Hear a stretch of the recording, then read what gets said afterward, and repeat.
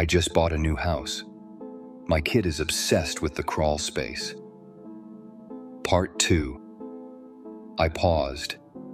It seemed as if Ryan was inside the crawl space, but who was he talking to? He didn't have a phone and mine was sitting on my nightstand. I made a friend. His name is Evan, he said. I think you'd like him. I stood by the wall, not saying anything. Ryan hadn't always been as active as he is now. When he was little, he spent a lot of time inside and came up with an imaginary friend. It had been a bit hard to watch as a parent. Sure, lots of kids come up with imaginary friends, but you can't help but feel like it's a failure on your part that your kid has no real friends.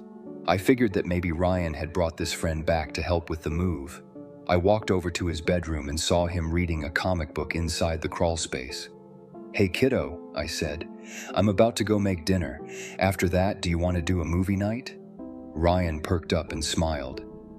"Do I get to pick?" he said. I nodded. Things were fine for the rest of the weekend, and I didn't notice anything weird with Ryan. He was struggling a bit in math class, but that was about it. Then Ryan asked him if he could invite his friend Evan over to play. I gave the go-ahead, hoping it'd make him feel less lonely. Evan came over the next Saturday, and his mom decided to tag along so that we could get the chance to talk. We sat in the kitchen and drank some coffee while the boys played upstairs. Evan's mom was named Samantha, and we were getting along just fine. "So what happened to the man of the house?" she asked. "Oh, we split up when Ryan was about 4, I said. He didn't really want custody, and I was more than happy to keep Ryan away from him, so it's just been us for a while." "Anyone else come along?" "A few guys, but I don't know. It's not that Ryan didn't like them or anything. It's just that none of them really clicked, you know?" Samantha nodded.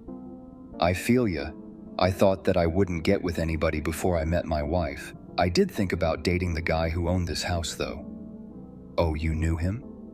"You don't?" "Well, I never got the chance to meet him. Everything was done through the agent. I think he already moved to a second property or something. I wouldn't blame him after what happened." "What do you mean?" "Well, that's when we both heard Ryan yelling upstairs, 'Hey, let me out!' We both got up and went upstairs to see what the commotion was about. We both went into Ryan's room and found Evan with his hand on the button for the panel and Ryan crawling out of the crawl space. "What are you two doing?" Samantha said, hands on her hips. "We were playing hide and seek," Evan explained, and Ryan went into his little hideout and I closed the door just to mess with him a little bit. Samantha turned to me as if expecting an explanation. I told her about the crawl space and how the panel worked, and she then turned to Evan and told him off for doing something like locking Ryan in there. "If you get up to something like that again," she said, "we'll leave and you'll be grounded for 2 weeks, understand?" "Yes, Mom," Evan said. "Good, now apologize to Ryan." "Sorry for locking you in there," Evan said. "It's okay," Ryan said. "It's not that scary, I just didn't want to be stuck in there." With that settled, me and Samantha headed back downstairs to continue our coffee and conversation. "Sorry about that," Samantha said. "Evan's harmless, I promise. It's just that sometimes he doesn't get when something is a bit dangerous." "It's okay," I said. "I honestly should have told them to stay away from that thing."